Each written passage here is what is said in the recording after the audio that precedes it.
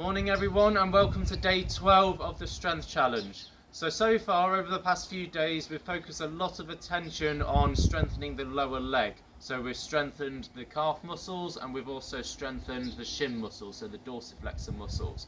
So we focus a lot of attention on strengthening the lower leg through this sort of range of motion, so going up and down like so, but we haven't actually focused on the other movement that the ankle does, which is of course go from side to side like this, and these muscles are just as important really as the other ones in order to strengthen.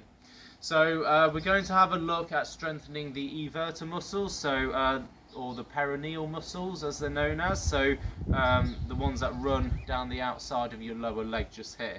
So these are responsible for doing this evertor movement like that, okay, and they are very important if you've ever had an ankle sprain, because whenever you have a lateral ankle sprain, it's you end up rolling out to the side and injuring the outer ligaments just here, and it's actually these muscles which can prevent that movement from happening, because they essentially resist that movement by initiating a rapid contraction, or at least lessening the severity of it. So if you have had injuries in that area, it's really good to have strong perineal muscles in order to add that sort of safeguard in.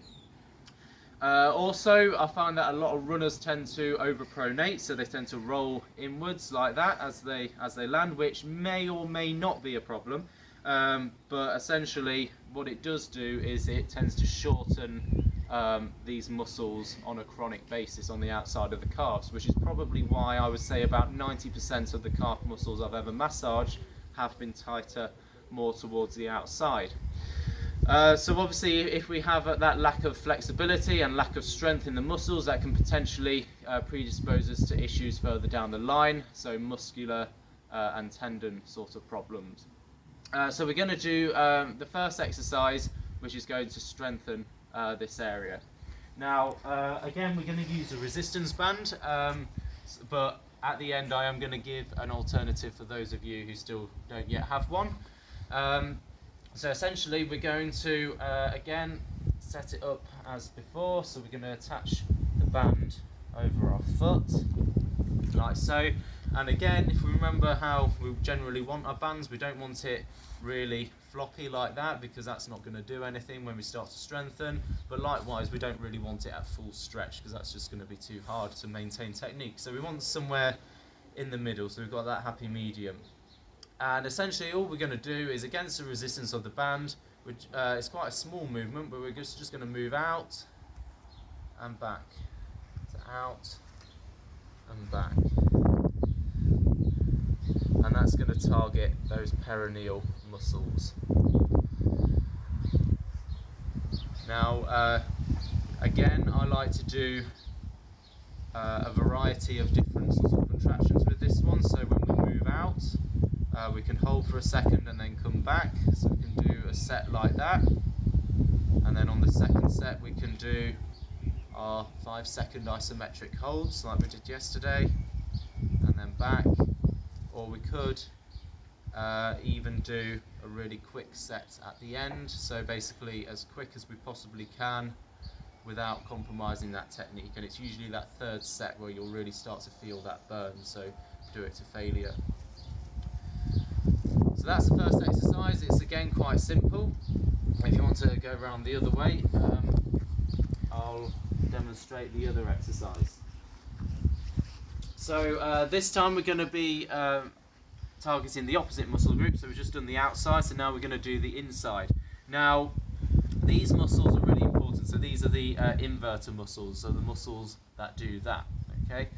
And actually this is actually the shin splint sort of muscle that we're going to be targeting here, because the main muscle that we're targeting is the posterior tibialis, which is sort of behind the tibia bone, which is the main bone in the lower leg, and that tends to be the problem muscle whenever you have shin splints. So people think that it's actually a shin issue, but technically it's actually not. It's actually a calf issue, because it's one of your deepest calf muscles which is actually the problem.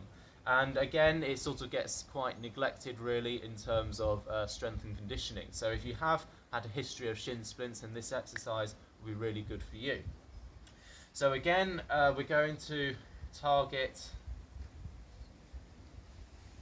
that muscle by putting our foot onto the band, and then this time what I want you to do is I want you to curl your toes like so and bring the foot inwards against the resistance of the band, and you should be able to feel it on the inside just here, and then back to the starting position. So some people find it difficult to get this technique, so squeezing the toes and bringing the foot inwards, but that just shows obviously we need to work on it. And the same thing applies, so you can do your 3 sets, so you can do a nice slow and controlled set, or you can just do them to sort of failure. So I do the first set nice and slow and controlled, and then obviously do the isometric holds, and then a quicker set towards the end, so as quick as we can without compromising technique, which is also going to aid our activation of the muscle. Okay, so there are your 2 exercises. This one as well, this particular one with the inverter, you can actually do without the band if you're really struggling to do the technique, because I can still feel that activating even without the band. So you just got to focus on squeezing those toes and curving that foot inwards as well. And you should be able to feel it just on the inside just there. Now we're going to go over the alternative exercise for those of you who don't have a band, or for those of you who want something different. So this exercise is going to target the perineal muscles again, so on the outside, and I actually find it sort of quite difficult, this one. This is probably harder actually than the band exercise. So we just need a bit of wool. Again, we're not going to lean on the wool too much, okay? So we want obviously the work to be coming from our legs and not leaning on, but you can obviously touch the wall for balance if you want. And essentially it's very similar to the calf raise, except this time we're going to bend the knee and we're going to bring the foot into that sort of inverted position. So we're going to go all the way up onto the outside of the foot as we go up into the calf raise.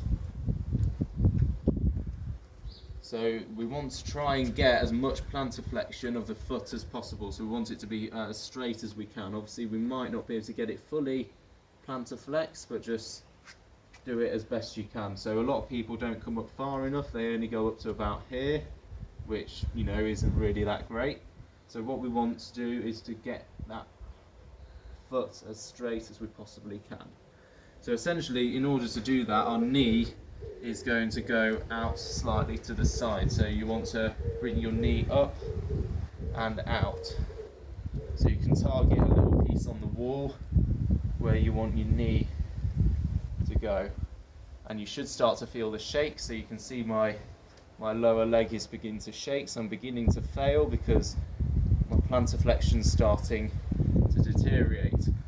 So essentially what this is doing, when you get into this position, you're utilising that eccentric contraction, so that lengthening contraction of the perineal muscles, which is obviously a more effective way at doing strength and conditioning. So there are your 3 exercises. So you've got the 2 on the mat with your resistance bands, and then obviously you've got the 1 on the wall if you want to try that as well. Keep on liking, commenting. If we can get a few more shares on the post as well as the likes and comments, then that will be great, because liking and commenting is really good. But the best way, of course, to increase the exposure is to actually share it to your friends. So just click on the share button, shares it to your newsfeed. Only takes a few seconds of your time, doesn't cost anything, but it does obviously multiply that audience exponentially if plenty of people do it. So yeah, let me know how you get on, and I'll see you tomorrow for day 13.